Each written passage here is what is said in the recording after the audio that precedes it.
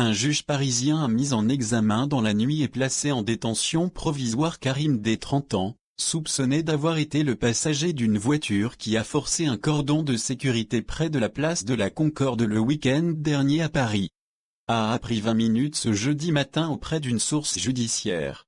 Il était connu des services de police pour 10 faits inscrits à son casier judiciaire, dont certains, selon nos informations, concernaient de précédents délits routiers. Dans ses réquisitions, le ministère public avait recommandé de poursuivre cet homme originaire des Yvelines pour complicité de tentative d'homicide volontaire sur dépositaire de l'autorité publique.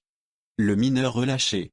4 individus étaient en garde à vue depuis lundi dans cette affaire. Un autre jeune homme de 16 ans qui s'était présenté comme le conducteur du véhicule a été relâché sans faire l'objet de poursuites. Il a raconté qu'il s'était constitué prisonnier à la demande d'un tiers. Ce dernier lui aurait proposé de l'argent en échange de déclarations auprès de la police selon lesquelles il était le conducteur de la voiture.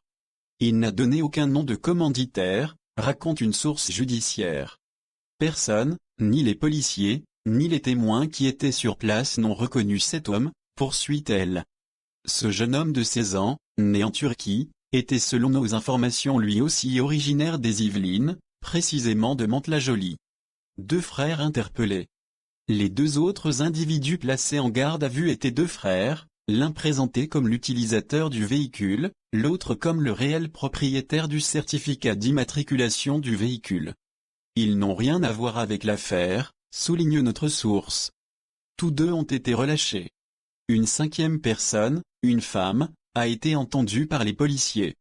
Cette dernière, qui se serait trouvée à l'intérieur du véhicule, avait été opérée dans la nuit de dimanche à lundi au thorax, sans doute blessée par des tirs des policiers.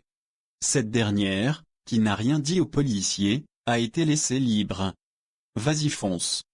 Les policiers soupçonnent Karim D d'avoir incité le conducteur à foncer sur le barrage de police.